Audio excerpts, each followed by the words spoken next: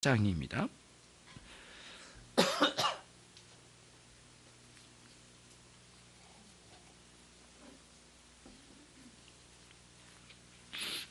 창세기 44장 33절로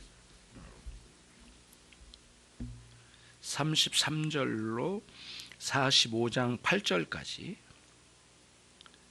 제가 한 절 여러분 한 절 교독하겠습니다. 청컨대 주의 종으로 아이를 대신하여 있어서 주의 종이 되게 하시고 아이는 형제와 함께 도로 올려 보내소서.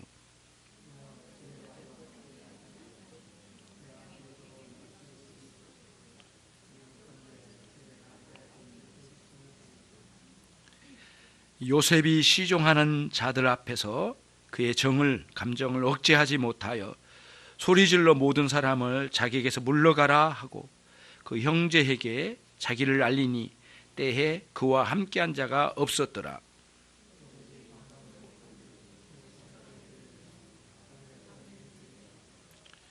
요셉이 그 형들에게 이르되 나는 요셉이라. 내 아버지께서 아직 살아 계시니까 형들이 그 앞에 놀라서 능히 대답하지 못하는지라.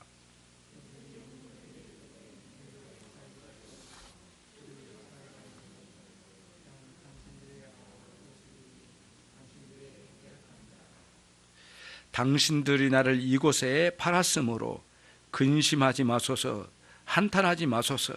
하나님이 생명을 구원하시려고 나를 당신들 앞서 보내셨나이다.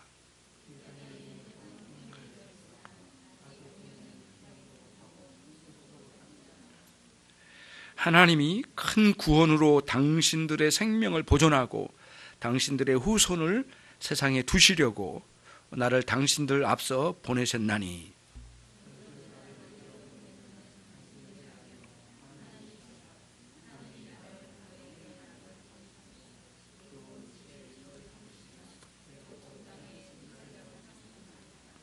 아멘. 8절까지입니다.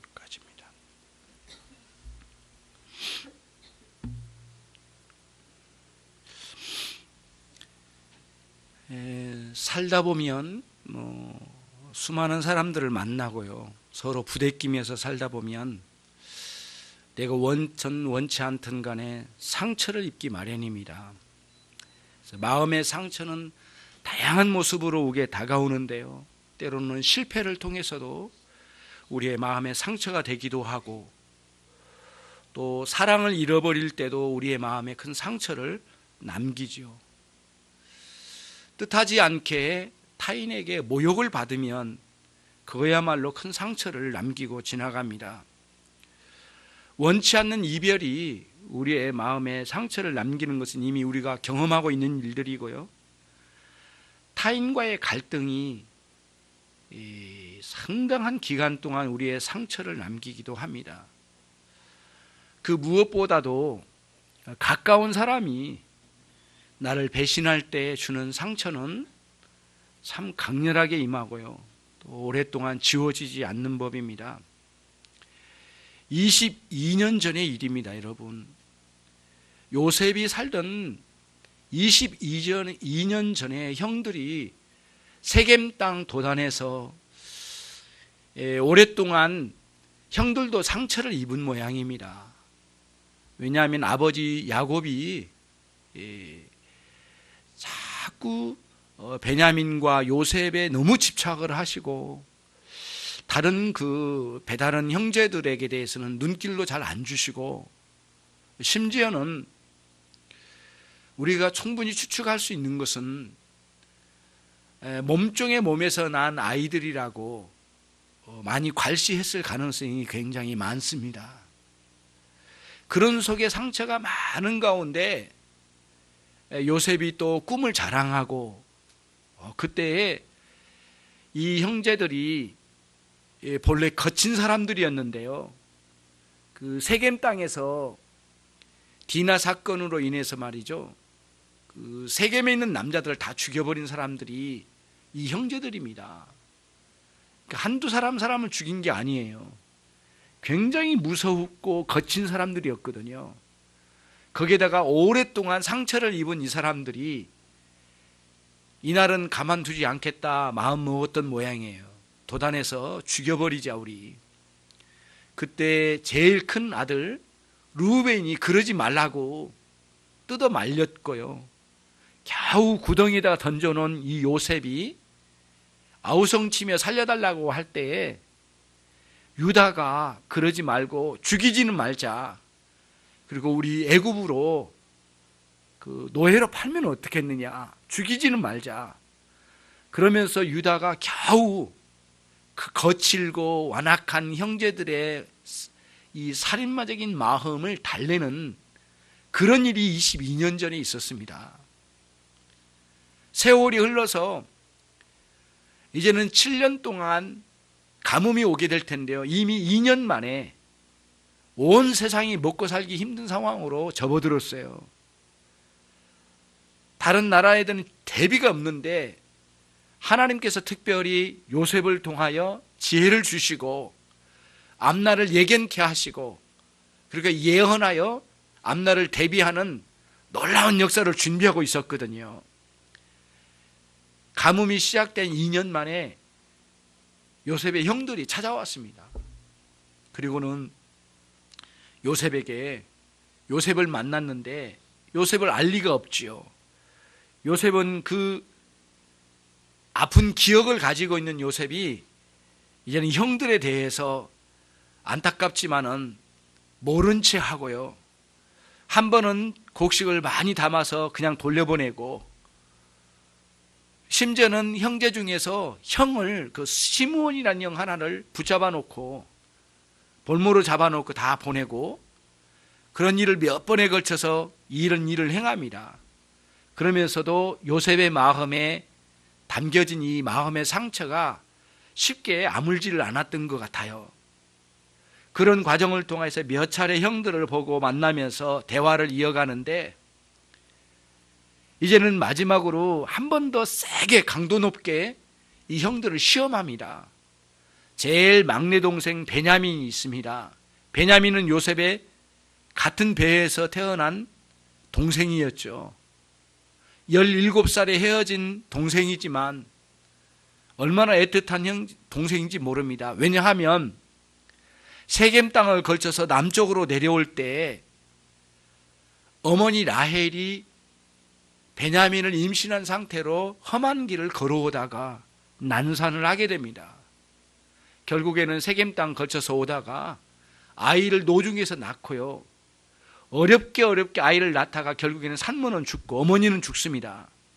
죽고 피덩이 같은 이 베냐민 하나를 나놓고 죽는데 얼마나 슬퍼한지 야곱이 견디지를 못해요. 그 광경을 어린 아이로서 이 요셉이 그 광경을 다 보았을 거란 말이죠. 그러니까 자기 동생에 대한 애틋한 마음과 그리고 어머니를 일찍 잃어버린 그 외로운 마음, 그리고 그 사이에서 견디지 못하는 아버지의 태도, 그리고 그것 때문에 그랬는지는 모르지만은 유난히도 자기와 베냐민에게 집착하는 아버지의 모습, 그것을 견디지 못하는 거친 형들에 대한 질투, 투기심, 그리고 이런 것들이 만들어져서 결국에는 살인의 감정까지 올라오고 노예로 팔아버리기까지 한 무지막지한 일들이 이 형제의 사이에서 일어나게 된 것이에요. 이제는 여러 가지 시험을 걸쳐왔습니다. 애굽의 총리로 있는 요셉이 형들을 더 알아보고 싶었습니다. 지금도 그 살인의 감정이 있는지, 자기의 마음을 그토록 아프게 한 그 감정이 지금도 있는지, 그래서 결국에는 그토록 사랑하는 친동생인 베냐민을 한번 붙잡아 놓아보자. 그러면 어떻게 대할까? 베냐민을 붙잡게 했습니다. 베냐민을 붙잡아 놓고 그들 돌아가라고 말할 때 그러면 그 형들이 어떻게 대처할까 열심히 보았는데 형제들이 아주 견디지 못하는 장면을 보게 된 겁니다. 특별히 유다가 앞장서서 이야기를 하는데 44장에서 이 이야기가 쭉 나옵니다. 만약에 베냐민이 막내 동생을 보내지 않는다면, 아버지 곁으로 보내지 않는다면 아버지는 다시 살 수 없을 겁니다. 왜냐하면 요셉 총리에게 말합니다. 요셉이 모를 거라고 생각하고 애굽의 총리에게 이야기하는 거죠. 애원을 합니다. 우리 아버지는 12아들을 두었는데요, 그 중에 한 아들은 죽었습니다. 일찍 죽었고, 요셉을 두고 하는 말이죠. 요셉이 앞에 있는데 일찍 죽었습니다. 그리고 마지막 막내 아들 하나 있는데 그 아이를 붙들고 얼마나 아버지가 집착을 하시는지, 사랑을 많이 하는지 떼어놓을 수가 없습니다. 왜냐하면 일찍 그 아이를 핏덩이처럼 낳아놓고 죽었거든요, 어머니가. 다시 우리가 만약에 이 베냐민을 붙잡고 안 보낸다면 아버지는 그 험한 꼴을 2번이나 받고 이제 3번째 본다면 아버지는 이제 돌아가실 겁니다. 재해를 입을 겁니다. 돌아가실 겁니다. 살지 못할 겁니다. 이것만은 안 됩니다. 그래서 유다가 하는 말이, 나를 붙잡아 주십시오. 나를 종으로 삼고 나 평생, 저 자식이 가나안 땅에 있지만 나 평생 동안 여기에 노예로 살겠습니다. 나를 노예로 삼아주세요. 그리고 베냐민을 좀 살려주세요. 예언을 합니다. 거기서. 그때 아버지가 얼마나 큰 고난을 당하고 지금 험난한 세월을 보내고 계신지에 대한 깨달음을 요셉이 강하게 느끼게 된 겁니다. 사실 처음에는 요셉이 44장에서 이놈들이, 형들이죠, 이놈들이 진짜 자기 동생에 대해서 어떤 생각을 가지고 있는지, 한때는 나를 죽였잖아 이놈들이. 그러면 지금 그토록 사랑해줘야 될 베냐민에 대해서는 어떻게 생각할까, 형제들의 마음을 떠보려고 했던 거거든요. 근데 예상외로 아버지의 마음을 모를 리는 아니지만 어느 정도는 추측했지만은 형 유다를 통해서 아버지의 그 험난한 세월을 직접 들으니까 견딜 수가 없는 거예요. 자기가 죽었다고 생각하고 아버지가 평생 고난 가운데 살았던 거 아니에요. 지금 어머니 일찍 돌아가셨지, 핏덩이 같은 그 아들을 끌어안고 하염없이 울던 그 아버지가 내가 죽었다고 하는 그 순간 얼마나 많은 충격을 받으셨을까. 그 마음에 요셉이 견디지를 못합니다. 견디지를 못해요. 그러면서 이제 45장으로 접어들면서 자기 감정을 억제할 수가 없어서 주변에 있는 신하들을 모두 나가라고 큰소리 치면서 대성통곡을 하였더라. 이게 본문의 내용이거든요. 여러분, 우리 오늘 이 본문에서 기독교인이 아니면 저지를 수 없는 실수가 있어요. 그게 뭐냐면은 성경을 볼 때마다 너무 우리들이 기계적으로 보는 거예요. 하나님의 은혜를 입었으니까, 애굽의 총리가 됐으니까 그 정도의 영성은 가진 사람이라면 당연히 용서해 주지 않을까? 이 정도면 용서하지. 아무리 그런 일 있지만 죽이지는 않았잖아. 지금은 총리잖아. 못 가진 게 없잖아. 다 가진 사람이잖아. 세상을 다 가진 사람, 넉넉한 사람이니까 충분히 용서할 수 있겠지. 천만의 말씀이에요. 성경은 그렇게 기록된 적이 한 번도 없어요, 여러분. 하나님의 은혜니까 용서가 되겠지. 너무 우리는 이 용서와 치유의 역사에 대해서 너무 쉽게 하나님의 은혜를 들이대는 그런 경향이 우리들 안에 있다는 거예요. 이 본문은 그렇진 않아요. 여러 번에 걸쳐서 형제들을 고향으로 보내버려요. 그리고는 자기 안에 있는 상처에 아물지 않는 상처를 끌어안고 고뇌의 과정을 가져요. 이게 여러분, 식량을 줘도 하루 이틀 먹을 식량 줬겠습니까? 한 번 갈 때마다 1년치, 6개월치, 2년치 주지는 않았을까요? 그걸 줬단 말이에요. 이렇게 최소한 1년이나 6개월치는 줬을 거예요. 그걸 갖다가 주고는 다 식량이 떨어지니까 다시 돌아왔잖아요. 그 몇 개월 사이에 요셉의 마음에 얼마나 많은 갈등과 아픔과 회환이 있었겠냐고요. 쉽게 하나님의 은혜니까 쉽게 용서가 된다는, 그렇게 말하면 안 된다는 거예요. 성경은 그런 식으로 말하지 않는다는 게 이 본문에서 나오는 내용이에요. 참 어려워요. 상처를 해결한다는 게 너무 어렵습니다. 예. 어떤 분은 그렇더라고요. 우리 엄마가 쉽게 말하는 것이 얼마나 상처가 되는지 몰라요. 정말 너무너무 쉽게 말하는 우리 어머니 때문에 너무 상처가 많아가지고 너무 견디기가 힘들대요. 그냥 내가 독립만 할 수 있으면 당장이라도 내가 집안을 튀어나가서 나 혼자 살고 싶대요.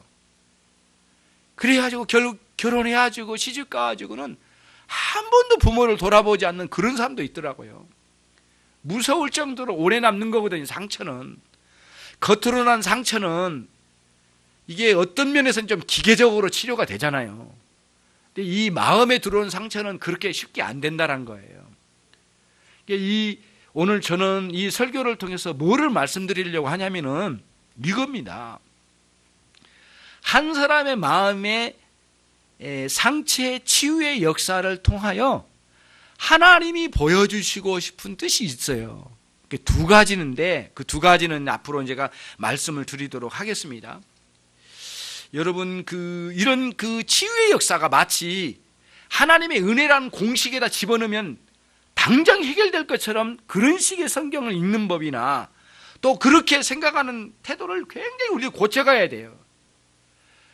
기독교인이 아니면 성경 쳐다보지도 않잖아요. 뭔가 알고 하나님의 말씀을 좀 배워간 사람들은 너무 우리가 여기에 익숙해져 있으니까 이 부분이 그렇단 말이에요. 하나님의 은혜의 역사는 자동 판매기가 아니에요. 갈등이 있어요. 어려움이 있어요. 쉽지 않아요. 시간이 필요해요. 하나님의 은혜의 역사는 이런 굴곡이 있는 거거든요.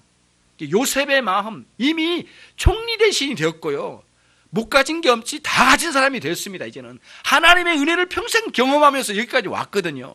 그런 사람에게도 이 마음의 상처는 오래 남는다는 거예요. 쉽지 않아요.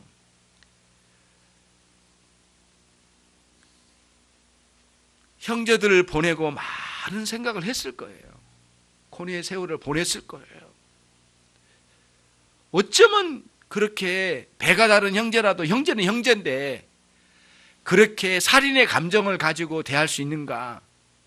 우리는 뭐 요셉의 입장에서만 보면 이렇게 생각하지만 또 한편 뒤집어 보면 이런 게 있거든요. 이 과정을 통해서 하나님 뭐를 하시려고 하시는가가 잘 보이는 부분이 이 부분이에요. 아까도 말씀드린 것처럼 요셉의 형들이 사실은 내면에 굉장히 상처를 많이 입었을 거예요. 세겜 땅에서요, 칼을 들고 가지고 세겜 사람을 다 죽였잖아요. 남자들을. 돌아왔을 때 아버지가 칭찬했습니까? 아니에요. 마구 예단쳤어요.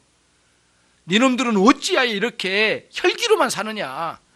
만약에 이 상황이 되면 나중에 좀만 있어봐라. 너희들은 이제 우리 가족 다 몰살다 죽을 거다. 요게 이제 이 야곱의 아들들에게 야단친 내용이거든요. 거기에 주동을 한 사람들이 그 큰 형들이에요. 근데 형들 중에서도 특히 배가 다른 형제들 중에 특히 이제 몸종에서 낳은 아이들은 굉장히 거칠고 막 무지막지하게 살던 사람들이거든. 이 사람들이 거기에 날이면 날마다 괄시받고 있잖아요. 그리고는 그 요셉과 베냐민에게 너무 집착한 아버지의 태도를 보면서 자기들이 아버지 마음에서는 자꾸 버려진다는 생각을 안 가졌겠느냐고요. 그때에 요셉의 꿈 이야기를 하니까 얼마나 화가 났겠습니까? 요셉 꿈 이야기 자체만이 문제가 아닐 거라고 생각해요. 뭐 꿈 이야기가 얼마나 대수롭다고 그렇게 말하겠습니까? 그게 아니라 그동안에 아버지로부터 버려졌다라고 하는 생각이 굉장히 많이 마음에 들어올 때에 이게 상처가 돼가지고 그 분노로 표출돼가지고 요셉을 죽여버리고 싶었던 것 같아요.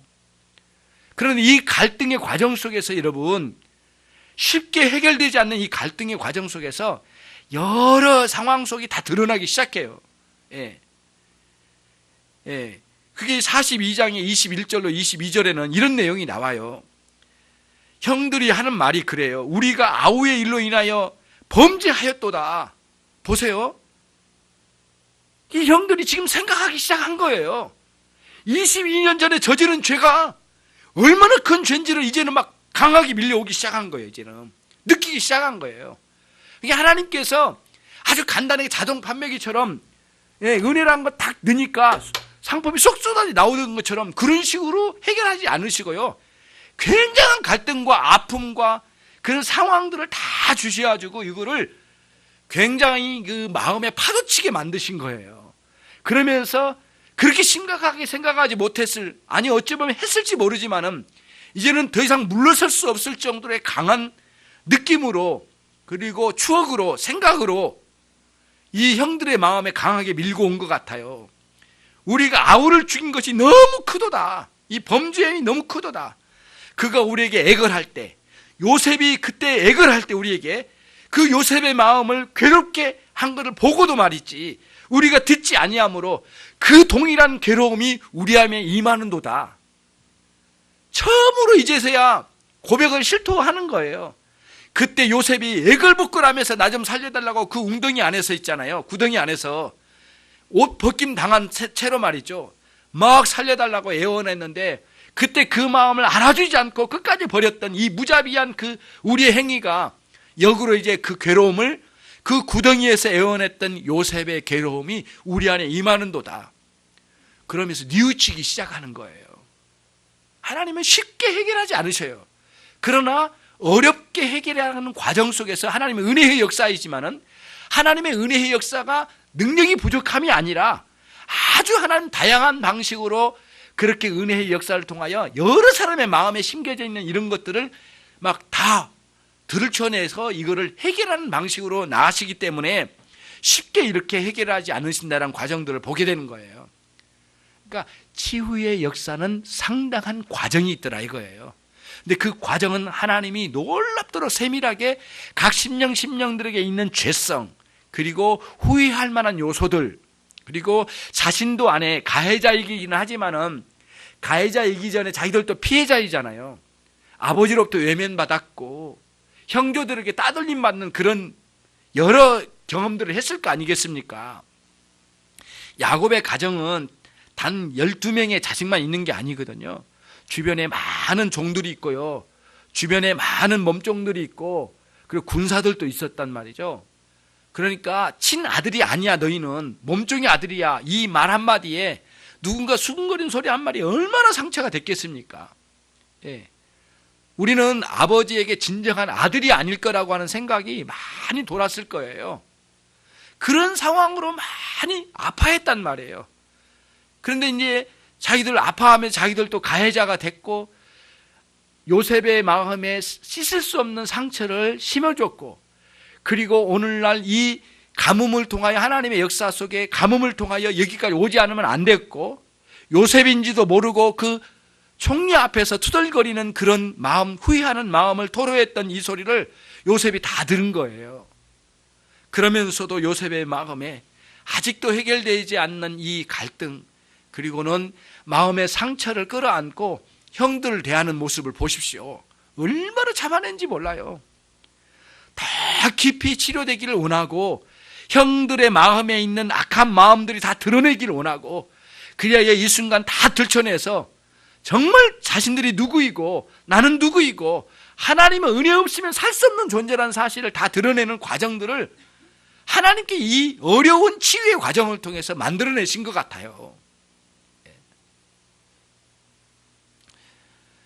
여러분, 우리가 병원에 입원하게 되면 의사 선생님이 밝혀주지 않았으면 좋겠는데 그것까지 밝힐 때 오는 그 당황스러운 때도 있죠. 아, 이거는 안 밝혀줬으면 좋겠는데, 이거는 고쳐지지 않는 병이고 내 일생 같이 가야 될 것 같은 이 병인데 의사 선생님이 그것까지 다 건드려서 말하면서 막 말하거나, 또는 이미 못 고쳐진다고 이미 알고 있는 병까지 들춰내면서 연관시켜서 지금 상황을 다 설명할 때 많은 당황스러운 걸 많이 경험할 수가 있잖아요. 그래서 어떤 때는 의사 선생님이 검사받는 것도 싫고, 또 이렇게 의료보험공단에서 검사하는 것도 받기 싫을 정도로까지 때로는 검사하는 그 자리에 가기 싫을 때도 있잖아요. 하나님은 우리를 들춰내기를 원하셔요. 하늘의 의사이신 그분이 요셉의 긍휼의 마음을 통하여 우리를 만져주심으로 그 형들을 치료하신 과정 속으로 집어넣어 주신 것 같아요. 그래서 요셉이 경험하고 있는 갈등이나 지금 쉽게 이걸 해결하지 못하고 있는 과정이 어찌 보면 요셉의 고집스러움이나 또는 요셉이 가지고 있는 그 완고함 태도, 그런 게 아니라 하나님의 은혜의 방식이라고 우리는 봐줘요. 이 부분이 그런 차원을 이 본문을 보면서 형들도 얼마나 많은 상처 속에 살았을까도 보여지고, 비로소 그리고 그들이 가지고 있는 약감정, 그리고 아버지가 지금 느끼고 있는 험악한 세월, 경험하고 있는 험악한 세월, 그러면서 이 요셉의 마음에 흐르고 있는 이 긴장감이 여러 가지 상황 속에서 흔들어 깨우고 있는 장면이에요. 그래서 때로는 은혜가 우리를 불필요한 것 같은데 그것까지 깨닫게 해주고, 그것까지 실토하게 하고, 그것까지 회개토록 하는 데가 있어요. 하나님의 은혜의 역사가 그럴 때가 있어요. 미처 생각하지 못했던 죄까지 막 들춰내가지고 정말 부끄럽게도 그것까지 들춰내어서 회개하도록 만드는 때가 있단 말이에요. 우리는 그거에 감사하는 거예요. 그래서 요셉이 쉽게 자기의 상처 입은 것을 풀어내지 못하고 갈등과 여러 가지 상황이 뒤죽박죽 되어가는 것 같지만은 사실은 하나님이 은밀하게 치료하는 과정이었어요. 그거를 보여준 거거든요. 44장에서 유다가 그토록 애원하잖아요. 제발 좀 베냐민을 보내고 나를 노예로 삼아달라고. 나는 도저히 베냐민을 놔두고 갈 수 없습니다. 나는 평생 여기에 종이 되겠습니까? 종이 되겠습니다. 이렇게까지 이야기를 하면서 애원하잖아요. 애원. 근데 그 애원하는 마음이, 그 애원한 태도가 자기가 그 구덩이에서 형들에게 애원했던 것과 함께 겹쳐져서 보였을 것 같아요. 견딜 수가 없는 거예요. 그 상황에서는 더 이상 못 견뎠어요. 그리고는 참고 참았던 몇 개월 동안, 아니면 1, 2년 그동안에 참고 참았던 그거를 이제 폭발하는 거죠. 견딜 수가 없어서 대성통곡하며 이제는 신하들을 물리치고 드디어 자신을 오픈하기 시작합니다. 예. 그러니까 치료의 과정이죠. 아주 반전이죠. 완전히 여기서 이제 새롭게 되는 거죠. 우리가 신앙생활 할 때도 마찬가지인 거예요. 참 부끄러운 요소를 이렇게도 감추고 저렇게도 감춰보고, 회개하라는 사인이 분명히 오긴 했는데도 있잖아요. 여러 가지 핑계를 대서 도망다니다가 도저히 회개하지 않으면 안 되는 상황으로까지 우리를 폭발시킬 때가 있어요. 하나님께 그때 드디어, 하나님 모르신 건 아닌데 그제서야 오픈을 하는 거예요. 그리고 하나님께 내 자신에 있는 걸 다 드러내기 시작하는 거예요. 예. 그러면서 자기의 마음에 있는 이런 것들을 다 쏟아놓으면서 가게 되는데, 무엇보다도 아버지의 마음을 생각하는 그 순간은 견딜 수 없었던 것 같아요. 거기서 이 요셉이 드디어 형들에게 눈물을 쏟으면서 당신이 팔아먹은 동생 아우 요셉이 납니다 라는 고백을 하면서 그 형들을 가까이 오라고 하잖아요. 그전에는 그 통역관을 앞에다 두고 있잖아요. 멀리 떨어져서 있기 때문에 통역관을 통해서만 들리니까 진짜 저 총리가 이 자기 동생일 거라는 것은 상상할 수 없었던 일이었거든요. 근데 통역관이고 뭐이고 다 물리치고 형들을 다 가까이 오라고 그래요. 그리고 제일 첫 번째 질문이 뭐였습니까? 45장 첫 번째 질문. 나는 당신들의 아우입니다. 나의 아버지가 살아계십니까? 했어요. 그때 그렇게 마음이 아팠을 것 같아요. 자기 어머니가 그 동생 베냐민을 낳다가 길거리에서 난산으로 이렇게 죽어갈 때 그때 얼마나 당황했겠습니까? 그 아버지 그 야곱의 그 성격도 대단하잖아요. 막 이리저리 뛰어다니면서 살리려고 발부둥 쳤거든요. 살려보려고. 근데 안 됐던 거예요. 베들레헴 쪽에다가 장사 지내고 있잖아요. 막 너무너무 가슴 아파하는 거를 요셉이 다 봤단 말이에요. 어린 나이에. 근데 그 아버지를 지금 상상하니까 견딜 수가 없는 거예요. 왜냐하면 지금 아버지는 내가 죽었다고 생각하고 계시니까 얼마나 마음 아프겠느냐고요. 거기서 이제 그 요셉의 마음이 더 이상 못 견뎌요. 그리고 자기를 고백하면서 형들을 가까이 오라고 이야기를 하는 겁니다. 두 가지의 교훈이 남겨져 있어요. 하나님은 이 상처 입은 영혼에게 쏟아 부어주신 은혜의 방식이 그 뭐냐면은 자비의 자비. 자비는 하나님의 선하심을 가장 비참한 인간에게 나타내 보여주신 것이 자비랍니다. 요셉의 용서라는 수단을 통해서 있잖아요. 하나님의 그 자비로우심을, 그 선하신 하나님을 만나주신 거예요. 예, 형들에게 만나주신 거예요. 그러니까 여러분, 우리는 이 본문을 이런 각도에서만 보면 안 돼요. 아, 요셉이 형들을 용서한 사건이구나. 아니에요. 그게 아니고 정확하게 보면 뭐냐면은 하나님이 요셉의 용서라는 수단을 통하여 한 인간들에게 당신의 자비를 나타내 주신 거예요. 만나 주신 거예요. 만나 주신 것. 그게 이 본문의 내용이에요. 하나님 이렇게 역사하신단 말이죠. 그래서 하나님께서 이렇게 치유의 역사를 일으켜 주신 거예요. 복수심으로 가득한 이 요셉의 마음을 크게 풀어주시고, 그리고 가해자로 지목된 이 형들이 더 이상 풀려지지 않는 이 속에서 그거를 풀어주신 하나님의 위대한 역사인데, 하나님의 자비의 역사로 그들 가운데 풀어주신다는 거예요. 이게 이 본문에서 나오는 큰 내용이에요.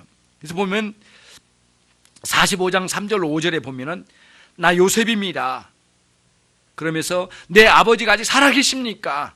모르는 건 아니지만은 너무너무 감격스러운 거거든요. 그리고 내게 가까이 오십시오. 나는 당신들의 아우입니다. 당신들이 팔아먹은 동생이라고요. 그러면서 뭐라고 하냐면 당신들이 나를 이곳에 팔았음을 근심하지 마소서. 걱정하지 마세요. 한탄하지 마세요. 하나님이 우리를 생명의 구원해 주려고 나를 당신들 앞서 먼저 보내준 것 뿐입니다. 이거보다 더 큰 위로가 어디에 있느냐고요. 모든 걸 용서할 뿐만 아니라 하나님이 이루신 일이래요. 그건 나도 어찌할 수 없는 겁니다. 예. 만약에 이런 표현이 여기에 나오지는 않지만 이런 걸 우리가 추측할 수 있어요. 만약에 형들이 나를 안 팔았더라도 나는 여기 올 수밖에 없는 사람이었을 거예요. 왜냐하면 하나님 우리를 살리시기 위한 거였으니까. 그러니까 여러분 이제 걱정하지 마세요. 물론 형들이 실수했지만은 거기서 매이지 마세요. 그러면서 형들을 완전히 용서해 주시는데 하나님의 은밀한 계획까지 이야기하면서 용서를 이야기하는 거예요. 그러니까 만약에 형들이 나를 안 팔아먹었더라도 나는 어떤 모양으로도 왔었을 거예요. 이런 식으로 하나님이 일하시려면은, 아니면 우리 중에 누군가 다른 사람이 왔어야 되지 않았겠냐고요. 나를 보내주신 거예요. 이거 감사하자고요. 나를 여기까지 오게 된 건 감사할 일이 아닐까요? 그렇게 이 형들에게 하나님의 용서의 은혜를 이렇게 이제 자비, 긍휼을 그 형들에게 부어주는 장면이에요. 이런 식으로 우리에게 역사한다는 거예요. 사실 우리들이 살다 보면은, 부대끼다 보면은 다양한 상처받는 일이 있습니다. 복수하고 싶고요. 그리고 마음에 오랫동안 이 지워지지 않는 상처는 언젠가는 다른 식으로 만나고 싶은 때가 있겠죠. 어려워요. 쉽지 않아요. 그거 홀로 이거 감당하기 어려워요. 저와 여러분이 요셉과 같이 이 상황을 전체를 읽어가는 거예요. 하나님 나를 여기까지 인도해 줬고, 그 사람을 내가 만나게 해 주셨고, 그리고 그 만남 속에 상처가 비록 왔지만은 결국은 그 상처에 매일 사람이 아니라 이 과정을 통하여 나를 새롭게 하고 그 사람과 나 사이에 만남을 주셔서 하나님 뭔가 새로운 것을 만들어 가시고 우리에게 생명을 주셔서 뭔가 이끌어 가실 거라는 그런 확신이 있잖아요. 하나님이 일하심의 확신을 봐야 되는 거죠. 이런 관점에서 만약에 이게 안 보이면은 큰 이제 이 상처의 아픔이 이루어지기가 쉽지 않아요. 예. 지난번에도 그 형제의 이야기가 저 지방에 있는 형제인데 그 형제가 그런 어려운 고백을 저에게 하더라고요. 그러면서 아버지가 어렸을 때 너무 많이 두드려 패니까 아버지에게 도망가고 싶어 가지고 자기가 할 수 있는 모든 수단을 다 강구를 해봤대요. 되지를 않더랍니다. 그러니까 막 아버지를 향한 살인의 감정까지 일어나더래요. 그리고 자기가 너무 늦게서 주님을 만나고 난 뒤에 다시 아버지를 봤대요. 그런데요, 아버지에게 용돈을 가지고 가다가 다시 돌아온 적이 한두 번이 아니래요. 가다가 분노가 일어나가지고 다시 돌아와 버리더래요, 자기가. 그리고 울면서 하나님께 막 하소연을 했대요. 하나님, 용서할 수 있는 마음을 달라고. 정말 쉽지 않아요. 물론 그 아버지는 너무 무지막지하게 정말 어쩌면 용서가 잘 안 되는 아버지인 것은 분명해요.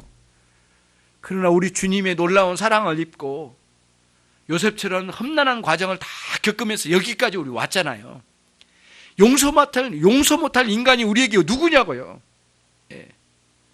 나를 죽인 거나 다름없는 그 형제를 향한 용서가 있는 요셉의 이 글을 통해서 다시 한번 돌아보자고요. 나에게 상처 준 그 인간, 그 사람, 사랑 대신 상처를 주고 돌아간 그 사람들, 그리고 이미 이 세상에 없는 그 사람들까지 용서할 수 있는 마음은 어디서 나오겠느냐고요. 비록 그 사람들 다시 만날 수는 없지만은 내 마음에 깊이 하나님의 자비의 은총이 내려지지 않고는 어렵습니다. 이거 갈등도 많을 거예요. 지금부터 다시 시작될지도 몰라요. 괜히 김 목사님의 설교를 듣고 괜히 그냥 여러분 마음에 담겨진 이런 상처가 다시 들춰지는지는 모르겠지만은 여러분 안에 있는 많은 상황들을 다시 한번 은혜의 관점, 하나님 자비의 관점으로 다시 한번 돌아보자고요. 용서하려고 해도 이 세상에 없는 그런 사람들도 있겠지만은, 그러나 우리의 마음속에서 충분히 용서되어지고 해결되어지는 첫 번째는 자비의 은총이 여러분 마음에 들어와야 됩니다. 하나님, 나를 불쌍히 여겨 주십시오. 그리고 나에게 가해자로 있었던 그 인간도 불쌍히 여겨 주십시오. 내 마음에서 일어난 이런 요셉과 같이 이런 놀라운 갈등이 있지만은 해결되는 날이 오게 될 겁니다. 하나님, 내게 그 은혜를 허락해 주십시오. 이런 태도로 가는 거예요. 아직은 그 상처가 없을지라도 언젠가는 부대끼면서 살다 보면 사람들에게 상처 입습니다. 그 자리에서 바로 분노했던 옛 습관이 아니라, 또는 은근히 놔뒀다가 나중에 남도 모르게 복수하는 그런 은큼한 마음에서 그런 사람이 아니라, 다시는 이제는 신앙으로 우리의 인격이 새로워져야 되겠고요.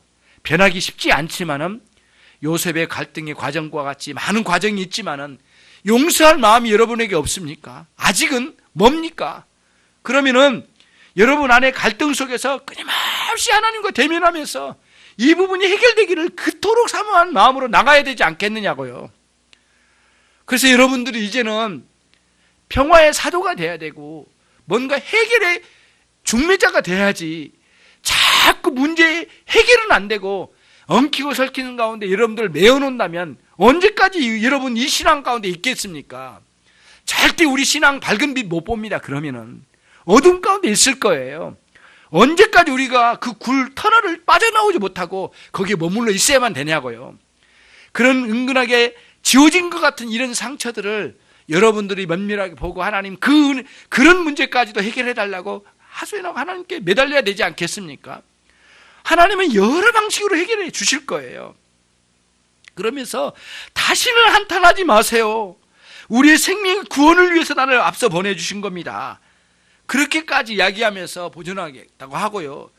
이렇게까지 용서를 했는데 형들은 용서에 대해서 충분하게 납득이 잘 안 됐던 모양이에요. 그래도 동생은 우리를 죽일지도 몰라. 그래서 아버지가 돌아가시고 난 뒤에 크게 충격을 먹었어요.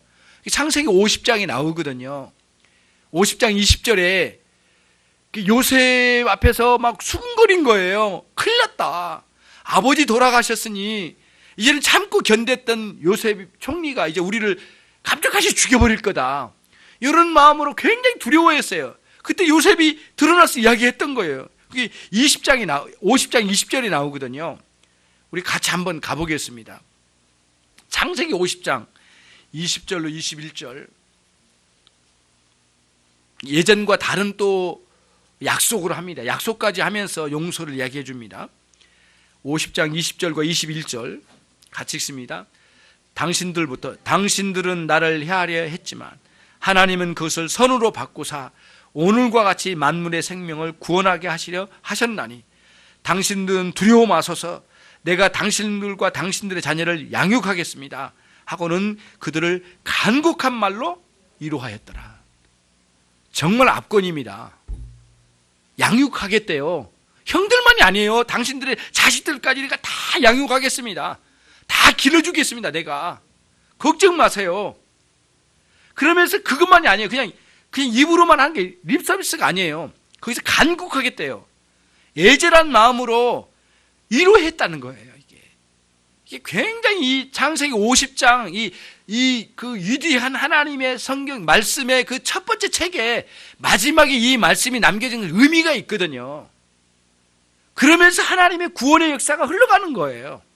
그러니까 하나님의 이 긍휼의 이 자비의 마음과 그리고 하나님의 이런 그 섭리의 역사를 통하여 위대하신 하나님의 큰 구원을 이루어 나가신 장면을 여기서 우리가 확인할 수가 있는 거예요. 이거예요, 이거. 요셉은 단순히 상황을 모면하기 위해서 그냥 대충 한 그런 게 아니었던 것 같아요. 아버지가 돌아가신 그 상황 속에 얼마나 많은 사람 당황했겠느냐고 그 속에서 우리를 해결해 주신 거예요, 놀랍도록. 그러면서 이제 이 형들의 마음을 어루만져 주고요, 상처를 새롭게 한 거죠. 여러분, 마음의 상처를 단순히 상처로만 치부하지 말고 이 상처 이상의 많은 것들을 생산해낼 가능성이 있다는 거예요. 왜냐하면 상처를 방치하면 자신도 모르게 그 상처에 사로잡히게 되고 제때 치료되지 않으면 평생 괴로움과 그 괴로움이 몸과 마음에 큰 상처를 더 많은 악영향을 주고야 말 거예요. 어둡게 만들거든요. 그러니까 여러분, 오늘 우리는 이렇게 보자고요. 이 세겜 땅에서 도단에서 요셉을 죽이려고 했고 또 죽이지는 않았지만 죽인 것과 다름없는 노예로 팔아먹어버린 사건은 정말 악랄해요. 정말 자비란 눈꼽만치도 없는 상황이었어요. 그건 하나의 큰 진짜 부끄러운 사건이에요, 이거는. 근데 놀라운 건 동일한 사건일지는 몰라요. 비슷한 건 모르지만 우리의 인생에 상처를 많이 남은 큰 사건이 있을 거예요. 지금 여러분 안에 있을 거예요. 누구나 다 있을 거예요. 내 안에 있는 가장 큰 상처가 되는 그 무엇이 있잖아요. 그것은 뭐예요? 요셉의 관점에서 보면은 하나님이 나를 살리려고 그 사건을 통하여 하나님과의 만남을 이루려고 끊임없이 우리에게 불러내는 하나의 수단으로 사용하셨다는 거예요. 요게 이 본문이거든요. 요셉 홀로 그 억센 형들을 다 다스릴 수 없었잖아요. 그럼 이 사건을 계기로 그 거칠고 살인의 감정에 충만한 이 형들을 다 끌어내가지고 이렇게 강력하게 하나님 앞에 끌어낼 수 있는 요건이 되었다는 거예요. 그러면 이제 해석이 되는 거예요. 저와 여러분에게 상처됐던 그것이 여러분 자신뿐만 아니라 그 사람과 관계된, 나와 관계된 그 사람들까지도 하나님께로 인도할 수 있는 중요한 계기가 될 거예요. 그러나 하나님의 이 자비의 은총이 경험되지 않으면 안 돼요. 그리고 여러분과 제 마음에 하나님의 일하신 하나님의 섭리라는 관점으로 못 보면 결코 해결될 수 없는 문제예요. 이 문제는 인간의 관점으로 보면 해결이 안 돼요. 분노만 일어나요. 어떻게 하겠습니까? 어두운 일생을 다 보내다 그냥 갈 것입니까? 아니면 밝은 날을 보고 싶습니까? 그러면 여러분은, 저와 여러분은 이제 하나님의 은혜의 관점, 자비의 관점, 그리고는 섭리의 관점으로 이 모든 사건을 다시 한번 읽어내야 되는 거예요.